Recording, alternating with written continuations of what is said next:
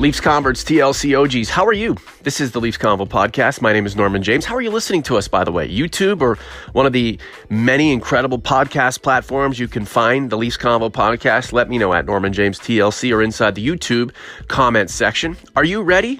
Grab a hand, close your eyes. Let's take a leap of faith. We're all about to jump into Mike's mailbag. Here we go. The Leafs Convo starts right now.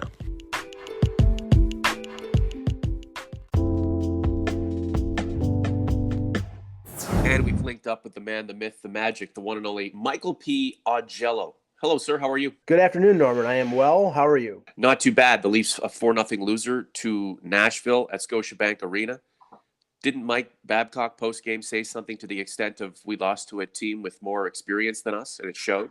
Yeah, he went down the more veteran team teaching us young kids a lesson. I think it was less that than the team that is structured better and that is more talented in certain areas, beating a team that is talented but not strong in other areas. And I can understand why Mike Babcock wouldn't go down that road, but I think it's reflective of the fact that right now they're using their third string goaltender, and I don't think Hutchinson was bad yesterday. I thought he was actually pretty good, but their defense was terrible. Mm-hmm. And the Nashville top four, which is one of the best top four in the league, shut down the Leafs offense. So, yes, you can learn lessons from it, but I think they're not lessons that can be translated into victory by different tactics. I think it's something that the general manager is going to have to address by adding more talent. It's tough to blame a goaltender at all when you are shut out because the goalie really can't score unless he's Marty Brodeur or Patrick Waugh, or, they've got an empty net at the other end. So, you've got to put some pucks in the opposition's net before you can start pointing the finger at your own goaltender. I had a feeling this game was going to end up in favor of Nashville pretty much throughout, but in the third period, it was punctuated by Austin Matthews, who's been able to thread a needle usually from 30, 40 feet, missing a wide open net. It seemed to be that kind of night. And I don't think the Leafs can get too down about losing to Nashville. They should be concerned, however, regarding the play of some of their own contributors, to be honest with you. We've seen it now 3 times in the last 4 games, teams that are able to shut up the middle of the ice, to eliminate the stretch pass, to play a structured defense. And Nashville did it differently than, say, the Islanders or Minnesota did, but they stood up at the blue line and did not allow the Leafs actually tried to force them to dump it in, which the Leafs don't want to do because they have trouble, I think, winning a lot of puck battles in the corners. The Leafs like to carry it in with speed into the offensive zone, and Nashville's defense is quick enough to be able to react to that and knock the puck off of the stick and, frustrate them, and also neutralize the Toronto power play, which has been really bad lately. And because teams have gotten wise to the fact that the power play runs through Matthews and runs through Marner, and they're sort of collapsing the defensive box lower and forcing Marner and Matthews to make quicker decisions. And they don't respect the point shot of Morgan Riley, who's a really good power play quarterback, but he doesn't have a big shot. So I think their power play was like 1 for the last 26, something like that. That's doesn't, with that kind of offensive talent, they got to be doing better than that. I'm not saying that Nashville would beat the Leafs in a 7-game series. They'd probably be the favorite going into it. It's just they would have taken game 1 pretty nicely last night.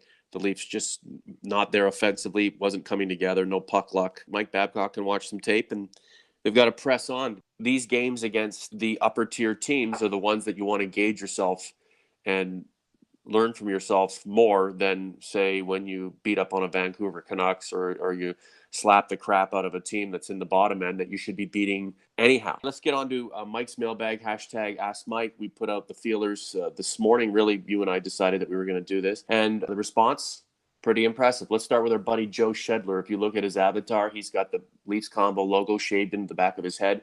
It may also be a Maple Leaf representing the Toronto Maple Leafs, but I'll go with the former. Mike, how have you been able to deal with Norm for all of these years? Don't answer. Keep up the good work, guys. Thank you, Joe. Serious question, though. Do we really need to address the D now and take away from the forward depth with Sandin and Liljegren so close? Well, I mean, you're assuming that the improvement on the D would come from a trade from the forward group, and that not necessarily the case. I know that Craig Custance in The Athletic yesterday wrote a top 20 list of players that could be moved before the deadline, and he put Timothy Liljegren on the list because he said that he doesn't think that the Leafs would trade Kapanen because he's played so well. And I can also draw from that maybe that means they would trade William Nylander in the offseason and the Kapanen would be the Nylander replacement. But, the Liljegren is on an entry-level contract. He's a right-hand shot. I mean, I think that they have penciled him in to be the guy who comes in next year. But I also think that if they get themselves a legitimate top 4D that has more than a year or two left on the contract, that would be they would be willing to pay that price to get a Peter Angelo or somebody like that into the mix with the Leafs. Joe, thanks for the question. Joe sending that Ask Mike inquiry through Twitter. Let's check out the Leafs Convo YouTube page, the community platform from DMAC. Hey guys, love the pod. Am I the only one who thinks Matthews is intimidated after coming back from injury? He's been hesitant to do his toe drag because I think he doesn't want to get hit while his shoulder goes through that motion again. But here is my crazy hypothetical question for you. If my favorite player ever, Ty Domi, is sitting on the Leafs bench, does Matthews even have one injury at this point in his career? See, I don't know how much players, I mean, okay, Domi could skate, but he was essentially third, fourth line guy for most of his career. I don't think you can carry 11 forwards and have a guy sitting on the bench waiting to be that sort of nuclear missile to, drop a bomb on somebody in case they hit your star player. I know that I heard some commentary about the Connor McDavid hit that Hampus Lindholm pushed him into the bench, pushed him into the corner. It was sort of a dangerous hit on the weekend. And, I know that I think it was Nick Kiprios from Sportsnet said, well, the only way to stop that is for Connor McDavid to basically take a two-hander at Hampus Lindholm and to say, okay, I'm willing to get suspended for a couple games to inflict some pain on you for inflicting some pain on me. And I don't know if that's in Matthews' bag of tricks right now. He's never really, inadvertently he's thrown one or two checks in his career.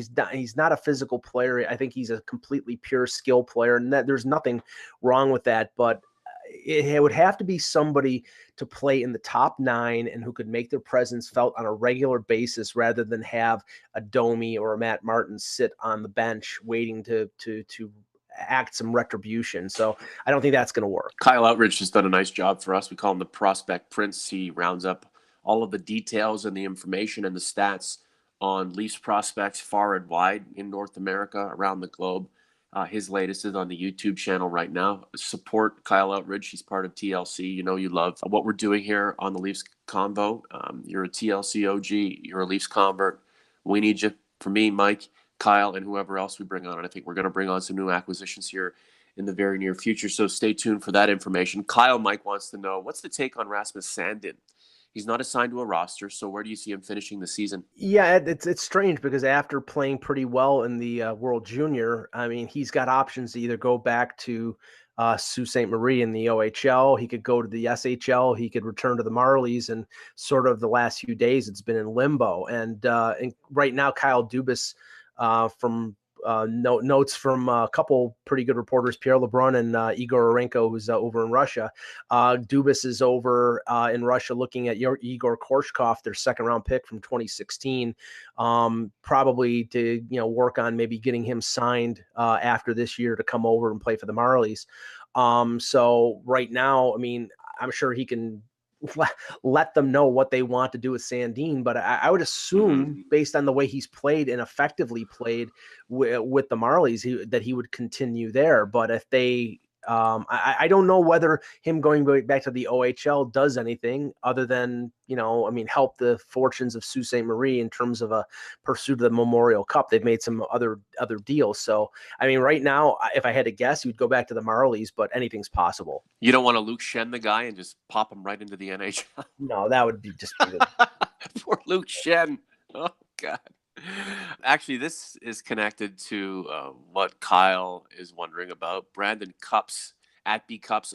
This was asked on the Myrtle mailbag, but thought it was an interesting question. So he's asking you, Mike, could MLSNE buy a Swedish or other league team, then use that team not only as a feeder, but also to place very unwanted contracts? I like the idea, to be honest. If it was possible, why not? I'm sure there's something in the NHL buy. I mean, nothing to stop MLSE from buying a SHL team, because there are, there's sort of cross ownership and at a number of levels. I know I back in the day, I thought the Philadelphia Flyers ownership had a piece of the London Knights.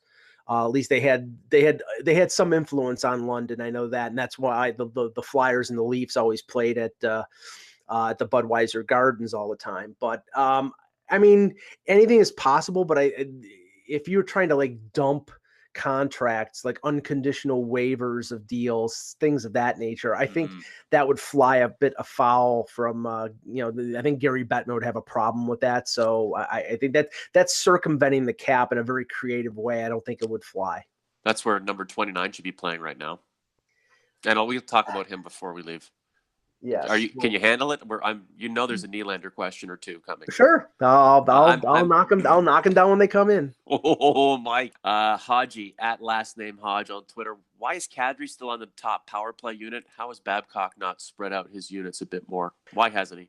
Well, yesterday, I had thought that they were doing that because Kadri was playing on the second power play, but apparently he just overstayed his welcome, and he was out there, and whoever was the guy who plays the middle of that 5-man unit didn't get out there.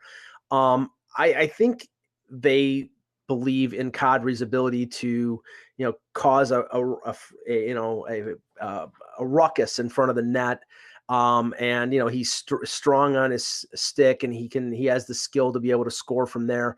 It's just weird his year right now. When Matthews was out, he stepped up to second line center, and I think scored 7 goals in 9 games, and he was doing well in the power play. And when Matthews came back, he went back to that third line role. And I don't know if it's mentality or what, but it just hasn't seemed to work offensively for him. I think he's still contributing in other ways, but I don't think that moving him off of that top power play is the problem. I think they have to adopt some different tactics because teams have simply shut down Matthews and Marner on the wings. Here's the follow-up to that. Sticks in the Six, one of my favorite Twitter names. How would you change the PP, Mike? I mean, you've started to address that. Teams are starting to figure out, he thinks, the Marner pass through the seams. It could be a shakeup in terms of personnel, like we just discussed. It could be a shakeup in terms of structure, which I think is more likely.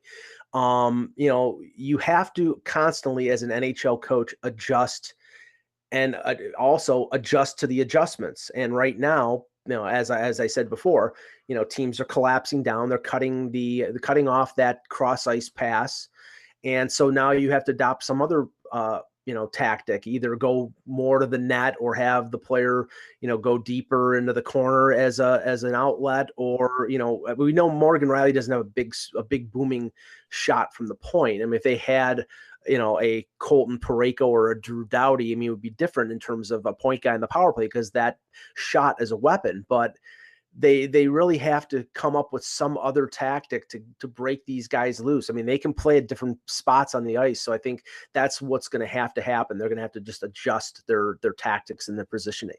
This is the Leafs Convo podcast. Norman James along with Mike Augello. If you're listening to us through YouTube, hit the subscribe button. We are seeing better numbers of listeners who are subscribing, but still not where we want to be. This is a process. You guys know, as I talk about this on literally a daily basis, this project is getting bigger and sharper and smarter and more intelligent by the day. Safe to say, Mike, the lobotomy has really worked on me.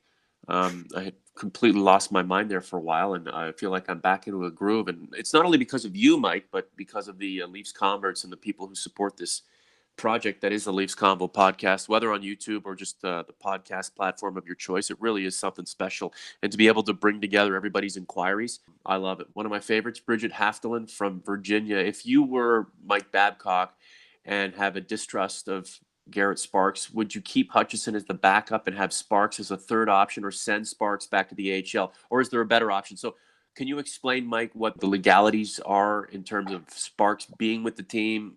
Can he go back without having to clear? No, Can you? he cannot. If he's deemed healthy, if he's cleared, because right now he's out with a concussion. He's not on IR, but he's out injured, and Hutchinson's on emergency recall. Sparks, once deemed healthy, would go back on the roster. They would have to send Hutchinson back to the American Hockey League, and he wouldn't have to clear away the waivers because he's on emergency recall. If they wanted to send Sparks down to the Marlies, he would have to clear waivers. So the only way I see in terms of, if they don't want to lose Sparks and they want to keep Hutchinson as the backup, is that basically Sparks has a concussion and he can't play, and Hutchinson stays up on emergency recall. Then if he's on IR and it's a concussion situation, then he can be on IR for the remainder of the year if they deemed he's symptomatic of having a concussion. Mm-hmm. I mean, now you have to prove that he's concussed, and I'm sure the player is not going to be very happy if they're saying he's concussed and he actually isn't. He wants to play, but I think right now the Leafs are saying, if they want to do that, they're saying that Hutchinson's a more dependable choice than Sparks. I don't know. I think he's played well. I thought he played well yesterday. He's got 1 win in 3 games. I think probably what they'll do is they'll send Hutchinson back to the Marlies and they'll go with Sparks. But if Sparks continues to be inconsistent, then I could see them later on in the year. Maybe, Sparks has a mysterious injury and Hutchinson's called up. It's the dirty side of the business, but at the end of the day, the Leafs are out to win a Stanley Cup. I think in terms of Hutchinson, if this team were up 3-0 in the third and Hutch blows a wheel and basically forks over the game to the opposition, then you can say, well, that's a loss on him. But, I know they were ahead in that game against the Wild and they ended up losing that. But that afternoon game, they should ban all afternoon games in Toronto. It's a travesty anyway, but I mean, that's just my opinion. My droogie, Mark Pinson, Alex from Clockwork Orange, Viddy well, little brother, is goaltender health a long-term concern? Clearly, if Freddie Anderson is injured for any extended period of time, and it's starting to feel like that now, it's a serious concern because, Freddie's got the best goals against average among starters in the Atlantic Division. He's really coming into his own as a guy who can, helm this team of all-stars and be that guy, but he's got to be healthy. And if he's not healthy, it's not as if, you have that sage, veteran, poised, composed, relaxed, stoic backup in Curtis McElhinney to off-spell him anymore.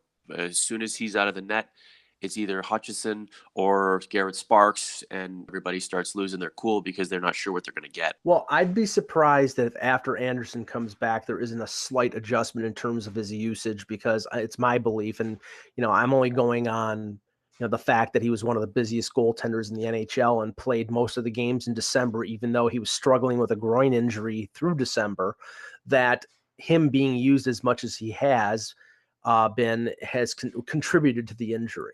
So I would hope in the second half, with the playoffs approaching, they would use their backup more and give Anderson more of a rest. I mean, they've been resting him in terms of practices and morning skates, but I think it's game action and, playing. He doesn't play back-to-back games, but he's playing. If they play Tuesday, Thursday, Saturday, there's a day off in between and he's playing all 3 games. So I think they need to give him more rest than just that to avoid the injury when they need him and avoid fatigue when they need him in the playoffs.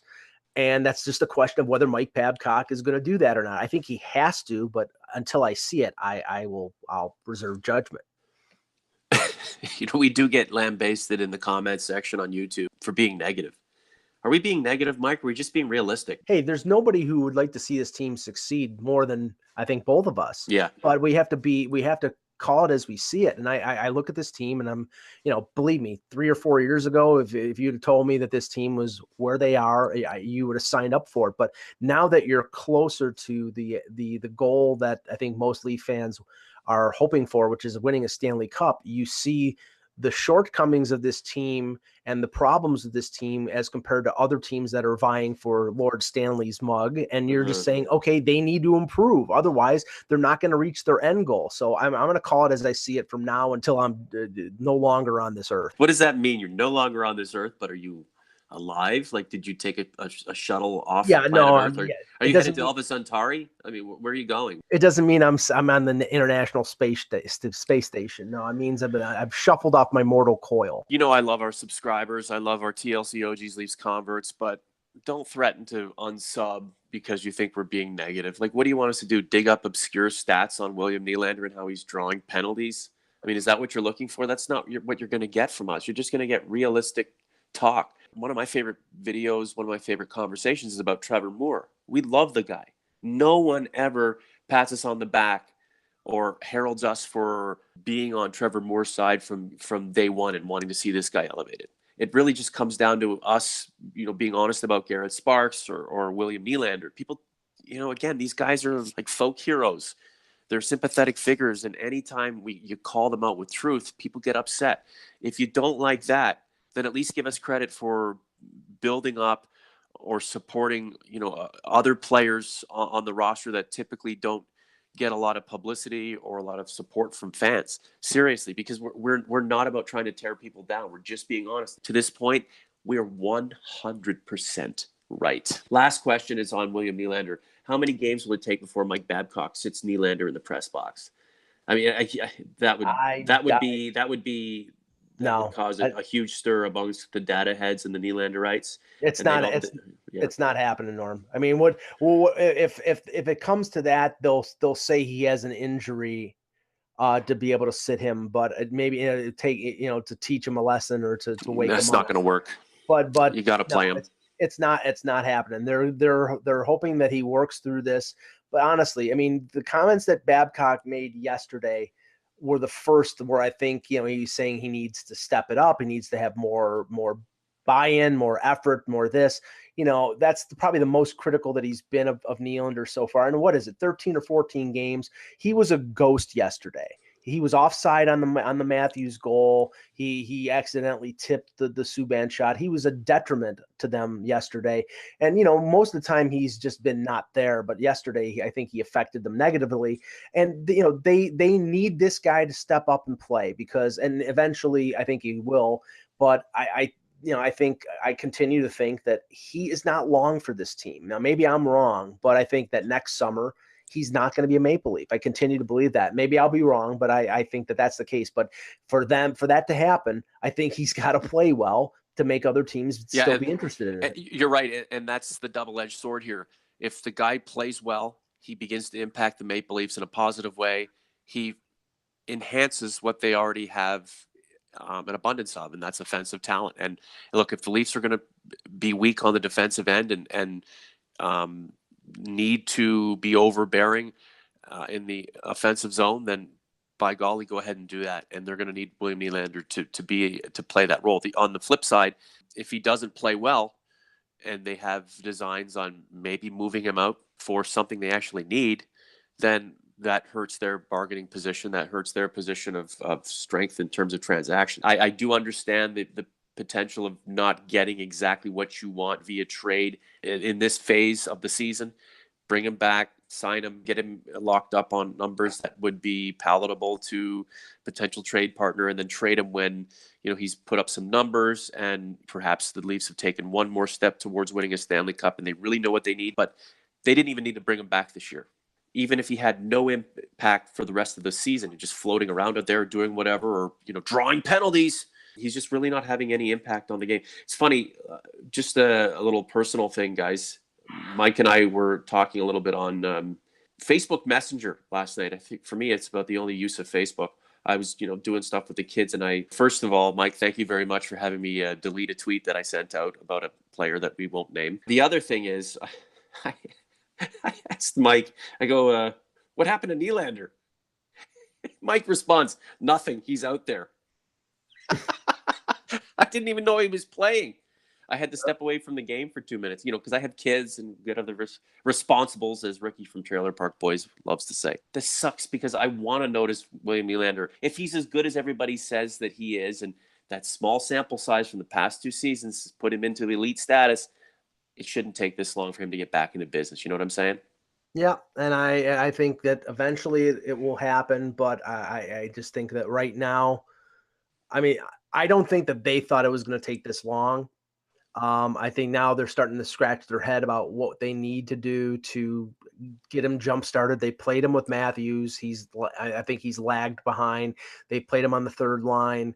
I mean, it's going to be up to Babcock to press the right button to get him going, and we'll just see if that happens or not. A couple of pointless games for Mitch Marner too, though, Mike. Yeah, I mean, and Austin Matthews had gone goalless in 5 games before scoring against Vancouver. I mean, it's incredible that Matthews scored at a goal per game pace as long as he did, and Marner is going. These guys are human. I mean, even Connor McDavid gets shut out. So I'm not worried. These guys are great players. Yeah, I think the start that Matthews had, and then obviously disrupted by injury, and how he came back and kind of continued at that pace for a bit, has skewed our understanding of the guy. I mean, he has the capability of it, but he's got to continue to play as a superstar. That's the thing about being a superstar. You can't just have a sample size that says you are a superstar, you're knocking at the door of that status. You have to continue to be that for the rest of your career. Connor McDavid is a superstar because of what he's about to do, not so much of what he's done. The pedigree helps, but you got to continue to do more. And I'll say this about Nylander. You can't be a burden on the team. You have to be an exception. You have to add. You can't take away. To me, not only is he taking away with this lack of good play, the team is having to shuffle the deck in order to get him going. That adds to his negative energy, right? Others are being put out in order to try to facilitate this guy, and it's not working. In one of these doldrums or one of these lulls in the season, this is where a guy like Nylander should be stepping up. But look, and if you say, well, he missed a third of the season or a quarter of the season, and that's the reason why, then that's his fault. That's his fault. I mean, they could have figured this out a long time ago. I know it was an impasse and it was not like he was holding out, but they could have gotten something together a lot sooner. And if they were taking into consideration, well, we want our money, but we want to make sure that this guy does jump back on the track and is able to catch up in good time, they should have considered all this, as opposed to coming back in whenever it was. Was it mid-November, Mike? No. Yeah. Okay. Last word to you, man. Yeah. We've seen the Leafs play well, but lose to Tampa. We've seen them not play as well and lose to Nashville. Now the next big test is Saturday when they play the Boston Bruins for the final time this year. So that'll be another big test against a team that they're probably going to face in the playoffs. And hopefully they play a little better than they did yesterday.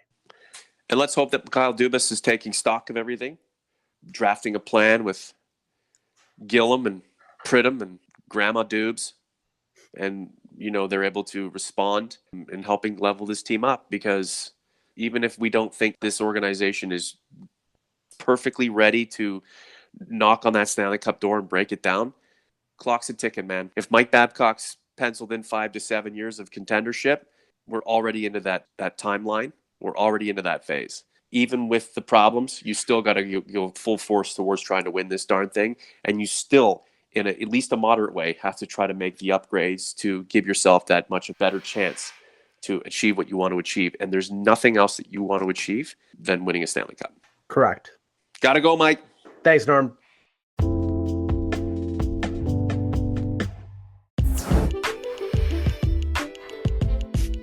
That is a wrap for this edition of the Leafs Convo podcast. Thank you, hands emoji, blue heart. Every time Mike and I collab and put another epi on wax, we do it because of you. And without you, it's just a couple of old guys, one in Buffalo, one in London, Ontario, bitching at each other. We're like the Stadler and Waldorf binational edition. Nobody wants to hear that. But you guys keep coming back and you give us a platform. It means so much to us.